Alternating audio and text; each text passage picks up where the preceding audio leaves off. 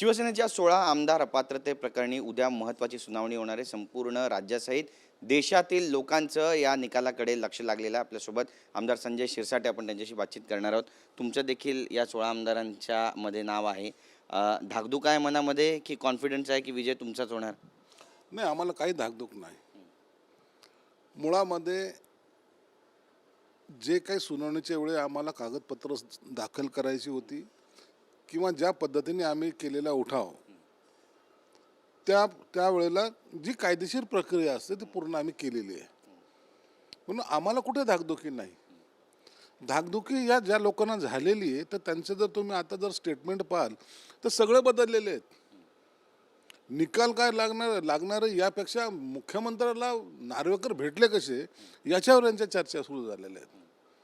आणि हे ज्या दिवसापासून सुनावणी सुरू झालेली त्या दिवसापासून यांचा एकच हेतू आहे की हे आमच्या विरोधात निकाल लागणार, आमच्या विरोधात निकाल जाणार, मग आम्हाला न्यायव्यवस्थेत यांच्यावर विश्वास नाही आहे, आम्हाला सुप्रीम कोर्टात जावं लागणार आहे. ही पहिल्या दिवसापासूनची यांची जी टुमणे वाजवायला सुरुवात केली ते यासाठी की हे सर्व चुकलेले आहेत. आता त्यांच्या एका तज्ज्ञांनी सांगितलं शेड्यूल 10चं असं झालं, शेड्यूल 10चं. अरे जो शेड्यूल 10 आम्हाला ॲप्लिकेबलच नाही त्याच्यावर कसं आम्ही वयस करणार आहे? आम्हाला तो लागूच होत नाही. आम्ही पक्ष बदलले का? नाही.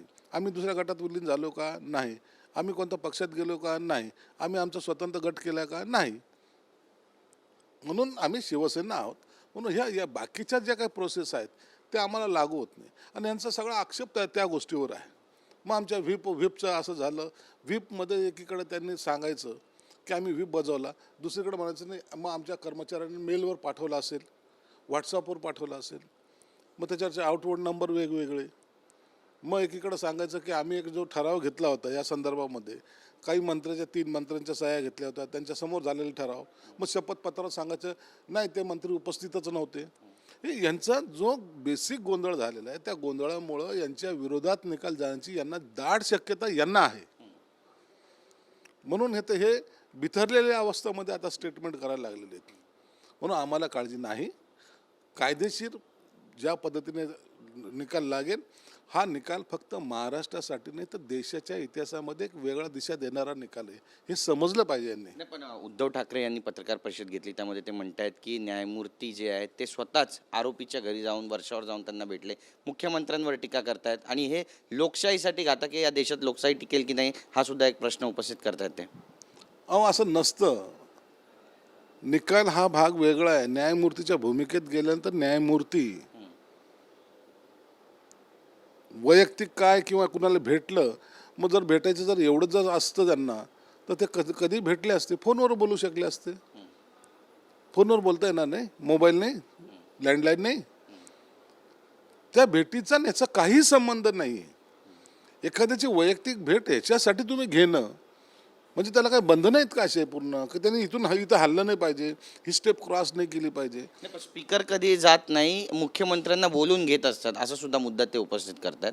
याबद्दल काय म्हणाल? स्पीकर या विधानसभेचं कामकाज किंवा मंत्रालयातलं कामकाज किंवा पार्टी मिटिंग यासाठी स्पीकरचा तो जो काही आवाका आहे तो बरोबर आहे, तर तो त्या शेड्यूलनेच जातात. कधीही मुख्यमंत्री विधानसभा अध्यक्षाला आपल्या दालनात बोलवत नाही, ही वस्तुस्थिती आहे. पण त्या कामकाजाच्या ठिकाणी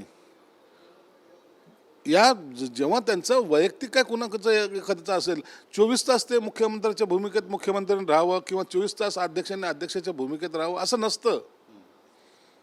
आता आम्ही जेव्हा त्यांना भेटतो तर कसं काय चाललं नार्वेकर असं म्हणतो, परंतु जेव्हा ते अध्यक्ष म्हणून येतात तर आम्हाला त्यांना माननीय अध्यक्ष महोदयच म्हणावं लागतं. हा फरक आहे. आणि म्हणून त्यानं गेलं काय की काही केलं काय, निकाल देताना एक गोष्ट तुम्ही लक्षात ठेवा, निकाल कोणाच्याही बाजून लागू, आमच्या बाजून लागू, त्यांच्या बाजून लागू, कोणी ना कोणी सुप्रीम कोर्टात जाणार आहे. मग सुप्रीम कोर्टात गेल्यानंतर यांनी जो काही निकाल दिलेला असेल, आमच्या फेवरला असेल, आमच्या विरोधात असेल, जो काही असेल तो त्याच्यावरच सर्व आर्ग्युमेंट होणार आहे, त्याच बाजू सगळ्या मांडल्या जाणार आहे. म्हणून तो निकाल देताना बुद्धी ठिकाणावर शाबूत ठेवून अत्यंत संयमानं आणि कायद्याच्या चौकटीत बसणारा निकाल तुम्हाला द्यावा लागणार आहे. कोणी स्वतःच्या करिअरवर डाग लावून घेणार नसतं. म्हणून तो निकाल त्या दृष्टिकोनातून देशासाठी महत्त्वाचा आहे आणि तो महाराष्ट्राच्या विधानसभा अध्यक्षाला द्यायचा आहे. म्हणून याच्यात राजकारण नका आणू. या निकालाला सुप्रीम कोर्टात चॅलेंज होणार आहे, पण तो जो निकाल लागेल तो फार महत्त्वाचा आहे. म्हणून त्याच गांभीर्याने त्याच्याकडे पाहिलं गेलं पाहिजे. पवार पण म्हणतायत की जर अशा पद्धतीनं राहुल नार्वेकर मुख्यमंत्री एकनाथ शिंदेना भेटत असतील तर शंकेला कुठेतरी वाव आहे. यांना आता यांची पराभव नजरेला आलेला आहे. पहिले म्हणायचे सुनावणी घेत नाही, उशीर लावतात, वेळ काढूपणा लावतायत. आता तर त्यांनी आमच्या माजी मुख्यमंत्री साहेबांनी तर मिनिट्स सेकंदसुद्धा मोजून दाखवले. हे सगळं जे आहे ना, आता यांना माहिती आहे की आपली घटका भरत आलेली आहे. घटका भरली आता आपली, आणि मग काय करायचं. आता यांचं पिटिशन तयार आहे. हे 2 दिवसांतर तुम्हाला सुप्रीम कोर्टात दिसतील. बरं, उद्या नेमकं काय घडेल असं तुम्हाला वाटतं? तुम्हाला वैयक्तिक काय वाटतं? शिवसेना उभाटा गटाचं पितळ उघडं पडेल? 100% पडेल. तुम्हाला एक सांगतो, उद्याचा निकाल आता आम्ही सर्व बाजूने अभ्यास केला. या गोष्टीसाठी मी काही वेळेला विधानसभा जिथे हेरिंग चालायच्या त्या ठिकाणसुद्धा जाऊन बसलेलो आहे. त्यांचे आर्ग्युमेंटसुद्धा पाहिलेत. मला इतकं, मी कायद्याचा तज्ज्ञ जरी नसलो तरी त्यांच्या सर्व जे काही त्या गोष्टी आहेत त्या थोड्या बहुत तर लक्षात येतात ना, राजकारणामध्ये इतकं वर्ष असताना. म्हणून उद्याचा हार ही यांची निश्चित आहे, याच्याबद्दल कुठंही मनातसुद्धा शंका येत नाही आम्हाला. आणि ते 15 आमदार वाचवण्यासाठी आता ते सोडून जाऊ नये म्हणून त्यांची धडपड उद्या परवा दिवशी तुम्हाला सुप्रीम कोर्टात दिसतील. नक्कीच. म्हणजे आमदार फुटीच्या उंबरट्यावर आहे उभाटा गट असं म्हणा. निश्चित फुटायला लागेल ना. आता आम्ही जर पात्र झालो तर ते अपात्र, सदस्यत्व रद्द, हा साधा कॉमन सेन्सचा भाग आहे. म्हणून त्यांना वाचवण्यासाठी हे सगळ्या काही स्टोऱ्या बनवायच्या आहेत. आणि बाबा ठीक आहे, आता यांनी आपल्याला न्याय देणार नव्हते, आपल्याला तर माहीतच होतं ना, मग आता आपण सुप्रीम कोर्टात चाललो ना, थांबा. हा थांबा जो प्रकार आहे ना, त्या आमदारांना अडचणीत आणण्याचा प्रकार आहे तो. तुमच्यावर थेट आरोप आहे की वेळ काढूपणा करतायत. राहुल नार्वेकरांवर आरोप आहे. वेळ काढूपणा करायचा असता तर आणखीनही वेळ काढता आला असता. तुम्ही त्या सुनावणीच्या वेळे आम्हाला हे सबमिट करायचं आहे, आम्हाला ते द्यायचं आहे. नार्वेकरांकडेच नाही, सुप्रीम कोर्टात ते तसंच केलं यांनी ह्या निवडणूक आयोगाकडे तसंच केलं. तारीख कुणामुळे वाढत गेल्या दरवेळेला तुम्ही बघा. नार्वेकरांकडे तीच पोझिशन होती यांची. यापूर्वी निवडणूक आयोगाकडे सुद्धा त्यांनी सबमिशनसाठी वेळ मागितली होती. सुप्रीम कोर्टात ते तसंच यांनीच केलं होतं. यांचेच प्रेयर पहा, यांचेच विनंत्या पहा. आणि तसं जर मात्र थोडा वेळ लागला तर हा यांच्यामुळं लागलेला आहे, आमच्यामुळं लागलेला नाही.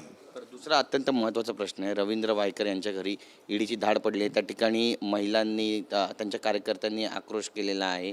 घराबाहेर निदर्शनं केली जातात. सरकारविरोधात घोषणाबाजी होते, केंद्र सरकारविरोधात घोषणाबाजी होते.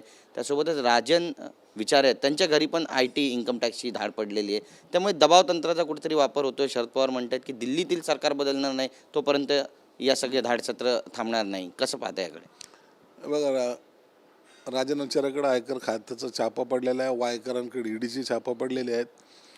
आणि वायकर हा कार्यकर्ता आहे, परंतु याचा बोलूचा धनी कोण हा याच्यातून निष्पन्न होणार आहे.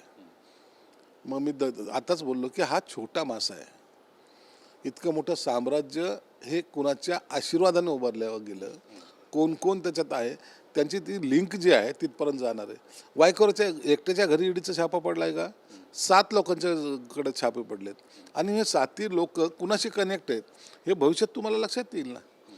म्हणून कार्यकर्त्याने तिथं निदर्शन करणे हे त्यांच्याबद्दलचं असलेलं प्रेम असू शकतं, परंतु व्यवहार ज्याला म्हणतात तो करताना मला तरी वाटतं की वायकर या सर्व प्रकरणातला एक छोटासा घटक आहे. छोटा मासा आहे. मोठ्या माशाकडे जाण्यासाठी या छोट्या माशाला पहिलं पकडावं लागतं. त्या पद्धतीने ईडीने यांच्यावर कारवाई केलेली आहे. आता मोठे मासे यांच्या जाळ्यात निश्चित येतील असं मला तरी आजपासून या कारवाईवरून दिसून येतं आहे. मोठे मासे नेमके आहेत कुठे? मुंबईत आहेत, मुंबईच्या बाहेर आहेत, बँड्रात आहेत, कुठे आहेत? मुंबई सोडून जातील कुठं? मुंबईतच आहेत सर्व. काही लोक फॉरेन दौरा करून येतात, तो भाग वेगळा, परंतु मासे सगळे मुंबईत आहेत. आणि त्यांना आता ती भीती वाटायला लागली. म्हणून या गोष्टीवर ते रिॲक्शनसुद्धा देणार नाहीत. आपली प्रतिक्रिया काय ते लवकर बोलणार नाहीत, कारण त्यांना माहिती आता हा रस्ता तिथून निघून आपल्यापर्यंतच पोहोचणार आहे. म्हणून या कारवाई जशा झाल्यात त्यावेळेला यांना भीतीचं वातावरण तयार व्हायला लागलं आहे. मग म्हणतात की हे सत्ता आहे म्हणून असं होतं आहे. हे सरकार तसंच आहे. जसं मोदी म्हणतात ना, खाऊंगा ना खाने दूंगा, तर जिसने जिसने खाया है वो सब आप निकालूंगा. तर असं हे निकाल काढायचा आता प्रयत्न सुरू झालेला आहे आणि म्हणून यांचे धाबे दणाणलेले आहेत. उद्या जनतेसमोर जाऊन काय बोलणार आहे आम्ही किती खाल्लं, जेव्हा हे जनतेसमोर येईल ना त्या टायमाला यांच्या नीतिमत्ता, यांचं जे विचाराचं अधिष्ठान ज्याला म्हणतात, यांची प्रामाणिकता, हे सर्व उघडकीस येणारच. लोकसभा निवडणुकीपूर्वी कोण कोण तुरुंगात असेल असं तुम्हाला वाटतं? आता हा जानेवारीचा महिना आणि फेब्रुवारीचं 15 तारीख किंवा पुढचा महिना हा यांच्यासाठी लागलेला ग्रहण आहे. अनेक दिवसापासून चाललेल्या कारवाईचा आता शेवट व्हायला आलेला आहे. म्हणून जे जे काही आहे त्याच्यातले ते तुम्हाला हे लवकरच जेलमध्ये दिसतील आणि त्याच्यातले अनेक नावं तुम्हालाही माहिती मलाही माहिती, परंतु जोपर्यंत ईडीची कारवाई होत नाही आपण त्याच्यावर भाष्य करणं योग्य नाही. धन्यवाद आमच्याशी बोलल्याबद्दल. तर संजय शिरसाट यांनी सूचक वक्तव्य केलेलं आहे. लोकसभा निवडणुकीच्या पूर्वी बराचसे धाडसत्र होतील आणि राजन विचारे त्यासोबतच इतर ज्यांच्यावरती ईडीचे धाडसत्र झालेली आहेत आणि ते छोटे मासे आहेत असं म्हणतात, मोठे मासे अजून पकडणं बाकी आहे असं सुद्धा म्हणतात आणि विजय उद्याच्या दिवशी आमचाच होईल असं सुद्धा त्यांनी भाकीत केलेलं आहे. नेमकं सुनावणीच्या वेळी काय घडणार आहे पाहणं महत्त्वाचं ठरेल. कॅमेरा पर्सन योगेश गुरवचा, गिरीश गायकवाड, TV9 मराठी, मुंबई.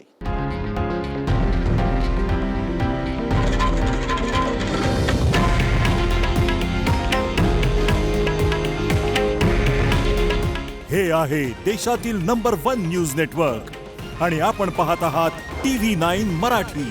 काळजी तुमची, हित महाराष्ट्राचं.